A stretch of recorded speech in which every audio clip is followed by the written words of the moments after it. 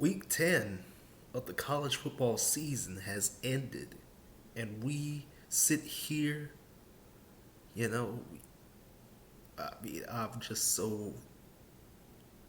I don't know how to feel right now. The first week of November has given us some truly magnificent stuff. It has truly given us something to really be proud of. Now, first things first, we gotta talk about the BYU Cougars. They absolutely dominated Boise State out there in Boise. That doesn't happen too often. Does not happen too often. Boise had they had to go down to like their third or fourth string quarterback, and they just couldn't do anything on offense.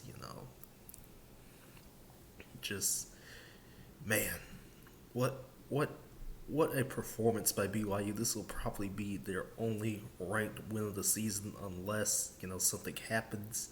Of course, there were more games canceled and postponed and rescheduled and all that stuff this week, so, it is what it is. So, there was also Miami who had to have De'Aaron King throw 5 touchdowns to come back from a deficit with NC State. I didn't watch this game, didn't really care.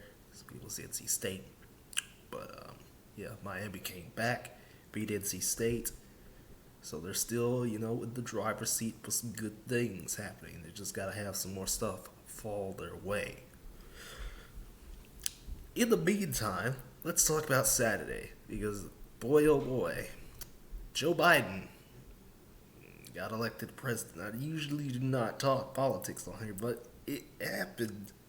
Joe Biden is the 46th president of the United States, and you know what that means. Games getting interrupted, games getting put on networks nobody has, just for Biden to deliver a speech that goes absolutely nowhere. Yeah. So the game that was first impacted was my Texas Longhorns taking on the West Virginia Mountaineers. Honestly, there was a lot of calls that really shouldn't have gone our way. They were really bad calls in this game. And West Virginia also messed up a lot because they left points on the field. When you have the opportunity to kick field goals, you should probably take the field goals instead of trying to go for it. Because Texas did not play good against West Virginia. They did not play good. Did not play good at all. Like, West Virginia's defense is as advertised. They are good. But the fact of the matter is that despite the fact that there should have been a pass interference called on us, and we should have had to drive down the field to win the game, we win 17-13 against West Virginia. There's that. Indiana, hey, you guys may be legit. I know who's not legit. The Michigan Wolverines, because they pretty much got that ass whooped by the Hoosiers and Michael Penix. 38-21. Michigan is under 500 for the first time in years. Something's got to give out there in Ann Arbor. Something's about to happen to Jim Harbaugh. I'm telling you, this is inexcusable, man. This is pretty inexcusable. Marshall, they still are undefeated. They're 6-0. They beat up on UMass, put up 50 on them. So good for Marshall. Good for them. Temple had the lead against SMU for like the first 3 quarters, and then they proceeded to get blown out in the fourth quarter. You can't do that. Yeah, Temple had a 4-point lead, and then they just get blown out in the fourth quarter. Shea Bouchel threw 4 touchdowns. That's my boy. Put some respect on his name. And then Virginia Tech, the most dumbest play I've ever seen in my entire life. This is why calling timeouts has been a big issue for me the past couple of years. Calling a timeout when you should probably take a delay of game penalty and just, you need your timeout. Calling a timeout when you blocked the kick, took it back for a touchdown, and won the game. You don't call the timeout like that. You don't. Liberty is 7-0, beating two ACC teams this year. And we got to look forward to something later because I'll talk about the other team that's undefeated that will take on Liberty in December later.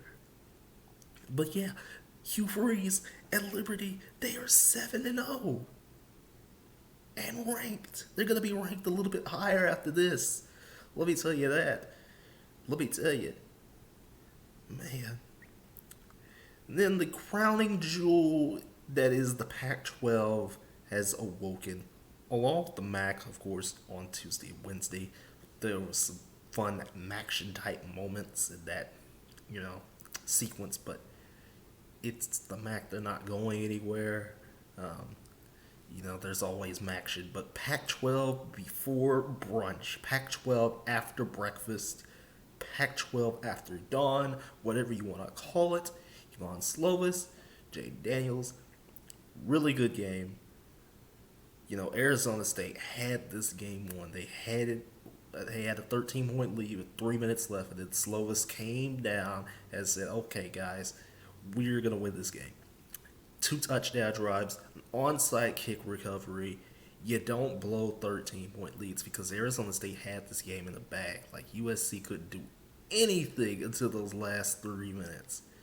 So the fact of the matter is that USC is still ranked. They're going to be ranked in the top 20 because there have been some teams that are going to fall in the rankings.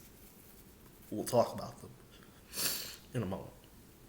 But Cincinnati, is also a team that just looked so good. Defense is legitimate. I don't know why people bought into Dana Holgerson. They really haven't done anything at all. COVID is not helping those matters because they just get that ass whooped by Cincinnati. Desmond Ridder ran for another couple of touchdowns in this game. Dokes had 180 yards on the ground of the touchdown. I mean, defense was just smothering. And I told you about Oklahoma already. They were going to beat up on Kansas, and they did 62-9. Good God Almighty. Good Lord. Good Lord Almighty. Then, we had the Iowa State Baylor game. Baylor kept it close with Iowa State, but Iowa State, they are in the lead for the Big 12 now. Hey now, Iowa State, they're in the lead of the Big 12 along with Oklahoma State. So, yeah, looking pretty damn interesting, I'll tell you that much. Man, oh man, Iowa State has bounced back from, weird defeats this year. And this is a statement type win, let me tell you that. Texas A&M in the meantime, they beat up on South Carolina. I mean, South Carolina's not good, so there's that. And then Oklahoma State, if Will Howard didn't have such a bad day, and Kansas State didn't go for 2 on multiple occasions because they went for 2 the first time, up 12-3, when they really shouldn't have went up for 2-point conversions. They went for the 2, didn't get it. They went for 2 again later, still didn't get it. And then Howard decides to fumble the game away, literally, to Oklahoma State. They literally got fumbled away. Hilarious. Whew. I mean, come on. You can't fumble the game away like that. You can't. You can't throw bad interceptions late. You just can't do that. And so Oklahoma State, they still have the inside track to go to the Big 12 championship game as well. But the real big game that was a top 10 matchup at 2:30. We'll talk about the 2:30 games right now. Big time top 10 matchup. Georgia, Florida. It was a foot race for about a quarter. And then Florida decided to just throw the ball up and down the field. You keep Georgia from scoring and doing all sorts of things. Kyle Trask threw for 4 touchdowns again. Georgia didn't know what to do after that. So, I mean, they were up 20 points that about the third quarter. Georgia, if we knew that one of these teams are going to lose their chance at a playoff spot in this game, it's happened a couple times over the past couple years. But, Florida really proved themselves today. Yeah, they lost a couple weeks ago at Texas A&M, but they really bounced back. This is the type of game that you need to bounce back. Despite, injuries all over the place to both teams,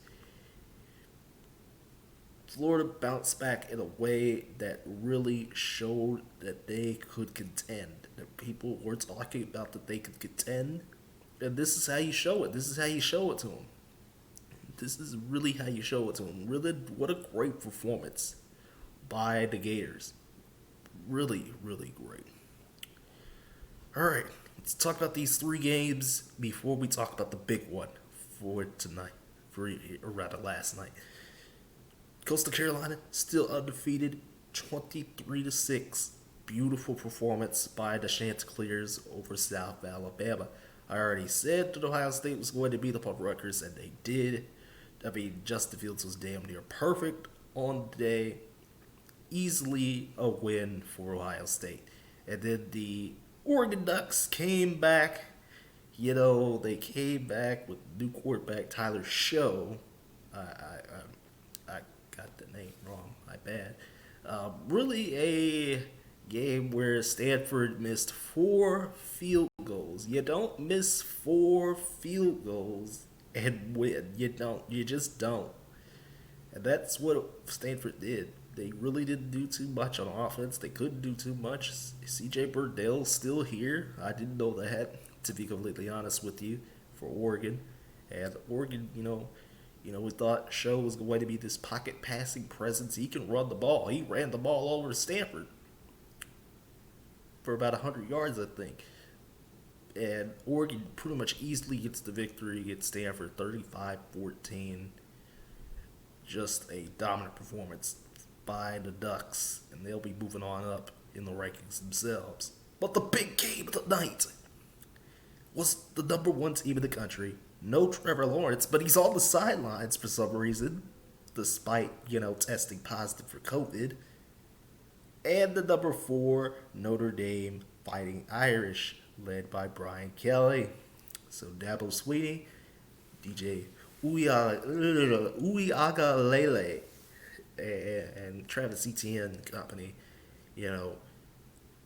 called down to Notre Dame Stadium to take on Ian Book, Kyron Williams, and that company out there in South Bend. So the story of this game was that Clemson didn't have Trevor Lawrence, and despite the fact they lost defenders all over the field, pretty much the entire game, they were losing defenders left and right. They still had a chance to win. That's just how talented Clemson is. That is really just how talented, because, this was a heavyweight fight. This was a fight that was advertised to be good, and it delivered. Sure, this, along with Stanford Oregon, got interrupted for Joe Biden to have to move to USA Network and ESPN News, respectively, but this is a heavyweight fight to the end. Ian Book Company did a wonderful job on offense. Despite the fact that they got stymied a couple times late in the game, and Clemson came back from multiple deficits to tie the game multiple times.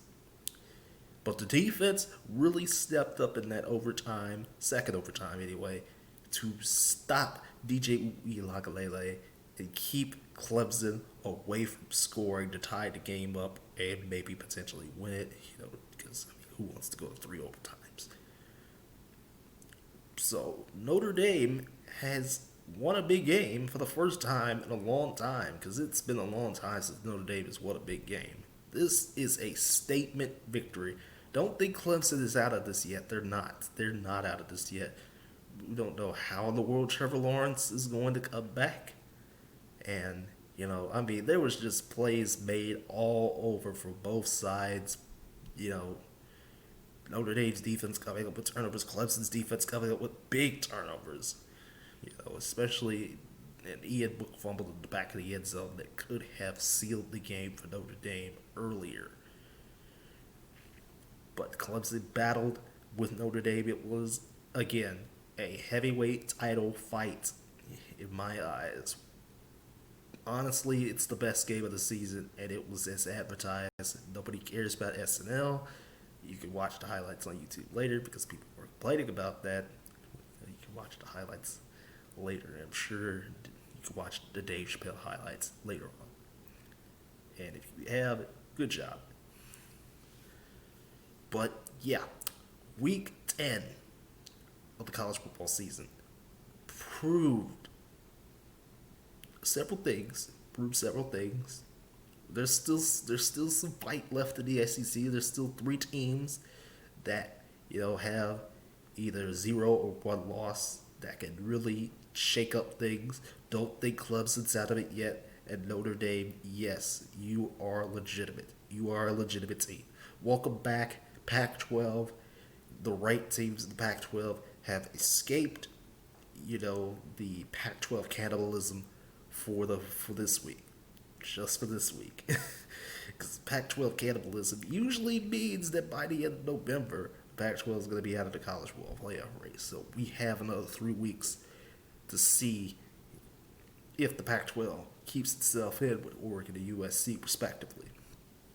And keep an eye on the little guys. Not Cincinnati. They're not a little team. The American is a much better conference than people think. They're really separate from the rest of the group of 5 conferences. That's a really damn good conference. It's honestly a power conference, but again, keep an eye out on these smaller schools, Coastal Carolina, Marshall, Liberty. Keep an eye on them because there's going to be some interesting things, especially Coastal Carolina, Liberty, which I don't think anybody circled as a big game, but it's going to be a big game in December if these 2 teams stay undefeated. And the Big 12 race still in Iowa State and Oklahoma State's hands. But Texas and Oklahoma could gain some ground.